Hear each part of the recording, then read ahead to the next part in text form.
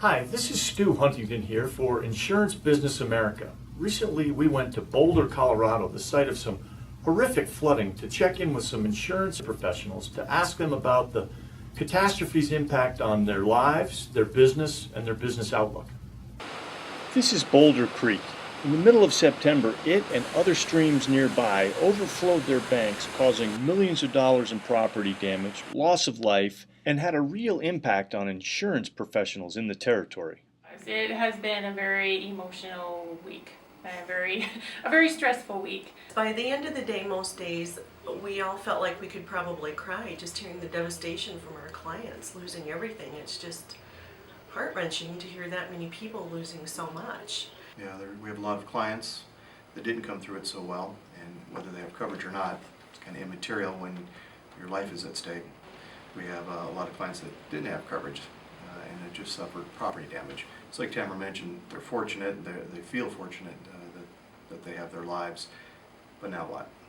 I think one of the biggest rewards for me is being able to just walk people through the process, that we're here to help them and provide assistance and guidance along the way. I think one of the problems that we face in trying to educate our clients is just the industry as a whole has done a lot to commoditize our product. Oftentimes the education that we will put out there, the information is maybe tossed aside, and people are more concerned in many cases with their premium. Mm-hmm. You know, am I saving $5 here or $10 there versus really understanding the protection that we're trying to put together for them. In many cases we find that people don't carry flood insurance.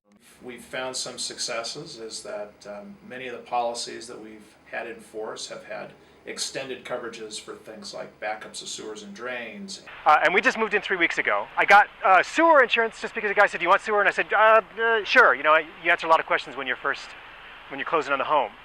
And we would have looked at too whether we needed flood insurance or not, but we hadn't gotten that far, and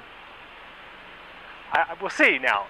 We do have a lot of other clients that have purchased the flood coverage, and in those cases we've found a pretty responsive turnaround time with the insurance companies. And FEMA has actually been great. You hear all the horror stories of previous disasters, but our experience with FEMA has been fantastic.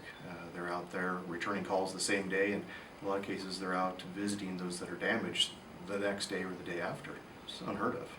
I asked if he thought that this catastrophe might cause carriers to reevaluate some of their policies. Sure, that's been going on for the last 2 years, really, as across the country the insurers have lost money. And let's not forget, insurance is a for-profit business. So a lot of times people think that they should just pay, right? I've been paying my premiums in. And that's one of the struggles that we have, is really educating our clients that this is a legal contract you are signing. It's not just a loaf of bread that you're buying. You really need to pay attention. You need to work with your agent and understand the coverage that you're purchasing. Flood can happen to anybody. You don't have to be in a flood zone. And of course I had to ask him, with the fires they've had and now the floods, what do they think was coming next?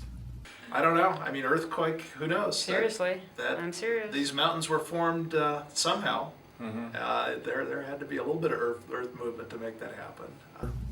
From Boulder, this is Stu Huntington for IBA TV.